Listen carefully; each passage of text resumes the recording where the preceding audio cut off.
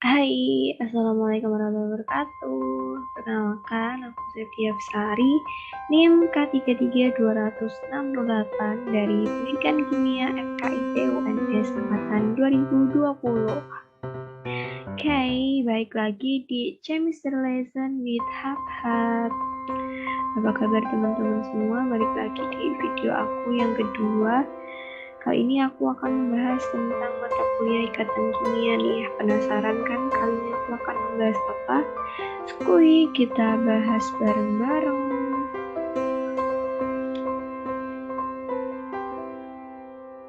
Oke, nah ini jadi kita kali ini akan belajar bareng-bareng tentang kristal. Merupakan salah satu mata kuliah ikatan kimia. Nah, mungkin teman-teman juga sebelumnya udah sering dengar ya apa itu kristal, mungkin menganggap kristal itu sesuatu yang berkilau, sesuatu seperti berlian, permata, emas, bukan deh. Seperti itu. Oke, nah jadi kali ini aku akan membahas lebih dalam lagi mengenai strukturnya, biar nggak makin penasaran, skuy. Nah, jadi what we will learn today, kita akan membahas tentang kristal dan amorf. Kemudian kita akan membahas tentang kisi dan basis, lalu sel primitif dan sel konvensional, dan yang terakhir adalah macam struktur kristal. Yang pertama nih, kristal. Nah, sini udah ada gambar kristal gitu, yang lucu teman-teman. Nah, di sini atom atau ion yang tersusun secara teratur antara atom yang satu dengan yang lain ini akan membentuk kristal. Atom terletak dalam susunan yang berulang dalam jarak atomik yang besar dan berulang dalam urutan yang panjang. Seperti itu. Atom-atom yang akan menempatkan diri dalam pengulangan pola 3 dimensi, di mana masing-masing atom terikat dengan atom tetangga yang letaknya sangat dekat, tetapi tidak saling bersinggungan atau bersentuhan. Nah, di sini ada perbedaan antara kristal dan amorf. Untuk kristal sendiri merupakan material zat padat yang mana atom atau ion tersusun secara teratur antara atom satu dengan yang lainnya. Kemudian untuk amorf sendiri juga sebagai non-kristal gitu, awan dari kristal, di mana amorf ini merupakan material yang tidak bersifat kristalin. Rantai pengulangan ini tidak muncul dalam jarak yang panjang. Kalau kristal itu akan berulang dalam jarak yang panjang. Pengulangannya ini tidak banyak, tidak berulang secara periodik, dan strukturnya itu juga beda-beda. Kalau struktur dari kristal itu teratur sama gitu. Next, kemudian ini ada contoh dari kristal, struktur kristal dan amorf. Ini aku mencontohkan itu SiO2. Maaf nih, gambarnya lumayan blur ya teman-teman, karena aku yang ini ada, yang sebelah kiri ini ada kristal. Kemudian sebelah kanan ini merupakan amorf. Kenapa? Karena di sini kita lihat susunan atau struktur dari kristal itu ini ada segi 6. Ini ada segi 6, di sini juga ada segi 6, terus di sini juga segi 6, di sini segi 6, dan semuanya ini segi 6 gitu. Nah, kalau amorf ini sendiri tuh strukturnya nggak jelas gitu. Ada yang susunannya ini nggak tahu sih segi berapa. Misal di sini tuh ada segi 6. Nah, di sini tuh nggak segi 6, entah segi berapa nggak tahu. Jadi susunannya tuh kayak berantakan gitu. Ini karena itu tadi pengulangannya itu tidak berulang secara periodik gitu, jadi strukturnya itu beda-beda gitu teman-teman. Nah, oke, selanjutnya kita akan bahas mengenai kisi dan basis. Untuk kisi itu sendiri itu merupakan kumpulan atom yang berada pada titik kisi. Terus untuk basis itu sendiri merupakan sebuah susunan titik-titik yang teratur dan periodik dalam ruang. Nah ini nanti untuk kisi ditambah dengan basis ini akan menghasilkan suatu kristal, suatu struktur kristal. Untuk macam-macam kisi itu ada kisi primitif, ada kisi body centered, terus juga ada kisi face centered, atau ini kan yang pertama tadi body centered. Yang body centered ini artinya terletak di badannya sebuah kristal, terus ini terletak di face center terletak di muka, dan ada base center. Nah, untuk lebih lanjutnya kita bahas di next selanjutnya. Nah, ini yang selanjutnya yaitu tentang sel primitif dan sel konvensional. Sel primitif itu sendiri adalah basis sel penyusun kristal yang terkecil. Sedangkan untuk sel konvensional itu memiliki lebih dari satu kisi. Untuk sel primitif ini hanya memiliki satu titik kisi. Ini ada lebih dari satu kisi. Kemudian selanjutnya sel primitif itu sel yang mempunyai luas atau permukaan yang kecil. Sedangkan sel konvensional itu mempunyai luas atau volume bukan terkecil. Maksudnya itu punya luas atau volume yang besarnya merupakan kelipatan dari sel primitif. Jadi kelipatannya dari sel primitif ini yang hanya punya luas atau volume yang kecil. Jadi ini lebih besar daripada sel konvensional, itu lebih besar daripada sel primitif. Gitu teman-teman. Oke, next selanjutnya ini merupakan bahasan yang terakhir, yaitu mengenai struktur kristal. Struktur kristal itu sendiri dibagi menjadi 4 ya. Yang pertama ada ini dia simbol kubik. Simbol kubik ini bentuknya seperti ini ya teman-teman. Jadi total atom yang berada dalam sebuah unit sel dengan struktur simbol kubik atau SC itu berjumlah 1 yang diperoleh dari penjumlahan 1/8 atom yang terletak di sudut. Jadi di setiap sudut simbol kubik ini, unit sel simbol kubik dengan struktur simbol kubik ini ada sejumlah 1 gitu.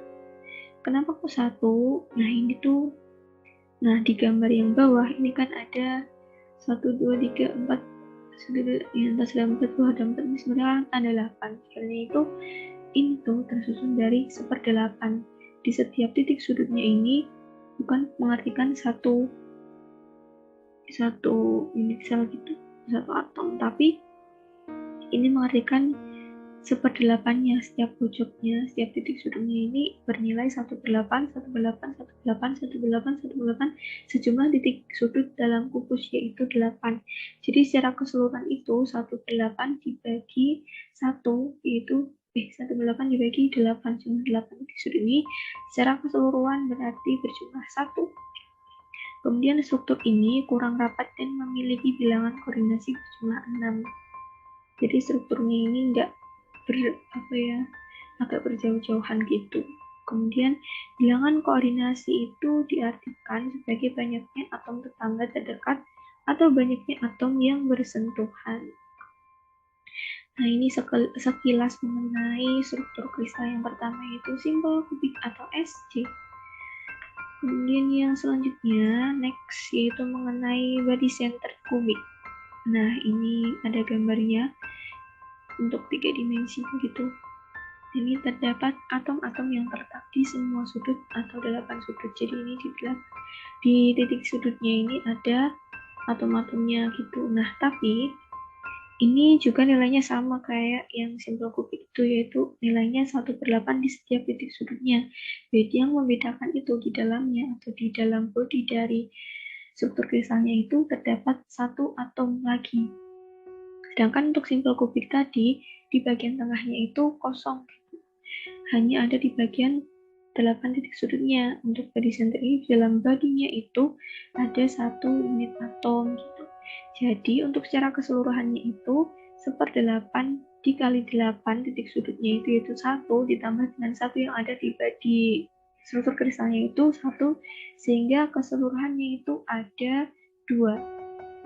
Masing-masing unit sel BCC atau body center kubik itu memiliki 2 atom yang tadi udah aku jelasin. 1 atom berasal dari penjumlahan 1/8 atom yang terletak di 8 sudut kubus, dan 1 lagi berasal dari atom yang terletak di pusat kubus. Nah, ketika posisi atom yang terletak di bagian sudut dengan di bagian pusat itu adalah sama, bilangan koordinasi untuk struktur kristal BCC itu adalah 8. Oke, next, yang ketiga itu ada phase center kubik. Phase center kubik ini biasa juga disingkat VFCC. Nah, ini juga ada gambarnya di sebelah kiri ini ya teman-teman. Nah, ini sesuai dengan namanya gitu, phase. Jadi ini tuh atom-atomnya, bagian-bagian atomnya itu menyebar di muka-muka dari sisi kubus ini.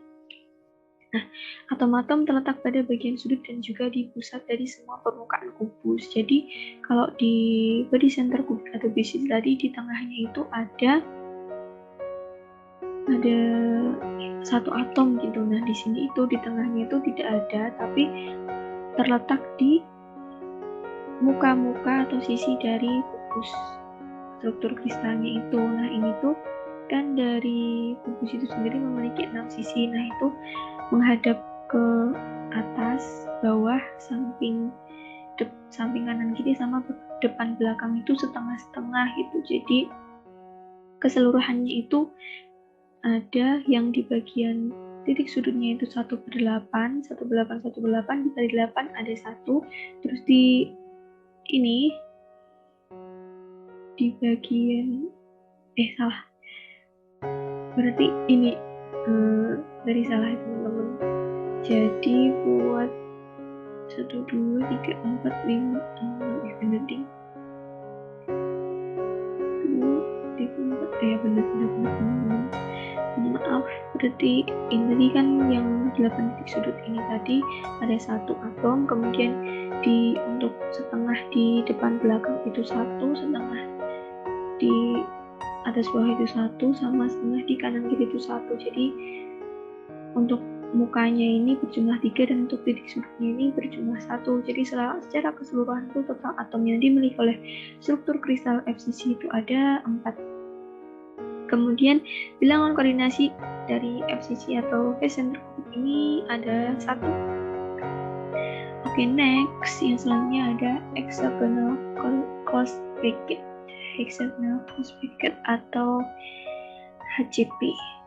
Nah, ini juga ada gambarnya. Ini semakin lama semakin rumit ya teman-teman. Mulai dari yang paling sederhana tadi ada simbol kubik, terus ada base center kubik, terus ada base center kubik, terus ada base center kubik, terus yang terakhir ini ada hexagonal closed bracket. Ini cukup rumit teman-teman. Nah, ini permukaan atas dan bawah unit sel ini terdiri atas 6 atom yang membentuk heksagon dan mengelilingi sebuah atom tunggal di bagian pusat heksagon. Itu artinya adalah Ki6. Jadi ini adalah Ki6 teman-teman. Terus bidang lain yang membentuk 3 atom tambahan dalam unit sel diletakkan di antara bidang bagian atas dan bawah. Jadi di sini tuh ada 3 bagian. 3 bagian itu ada 3 unit sel, ada 3 atom begitu. Kemudian untuk selanjutnya ini sama teman-teman kayak yang BCC sama FCC juga. Terus misalnya atom yang terletak pada bidang tengah itu memiliki atom tetangga terdekat di kedua bidang yang berdekatan. Terus kristal HCP itu memiliki bilangan koordinasi yang berjumlah 6. Kalau lebih seperti teman-teman, kalau buat yang HCP ini mungkin cukup membingungkan juga. Oke. Nah, alhamdulillah udah selesai teman-teman. Ini materi ikatan kimia tentang kristal ini nih. Jadi kita tadi udah belajar tentang beberapa struktur kristal. Kita juga udah belajar yang dari awal tadi mengenai isi dan basi, sel primitif, sel konvensional, terus struktur kristal yang jadi ada 4, ada simbol kubik, ada body center kubik sama phase center kubik, dan yang terakhir adalah hexagonal closed bracket. Nah, semoga cukup ya dari materi yang aku sampaikan mengenai ikatan kimia. Sebenarnya masih ada banyak banget mengenai lanjutan dari perhitungan untuk struktur kristal itu. Jadi masing-masing itu ada perhitungan mengenai APF juga teman-teman.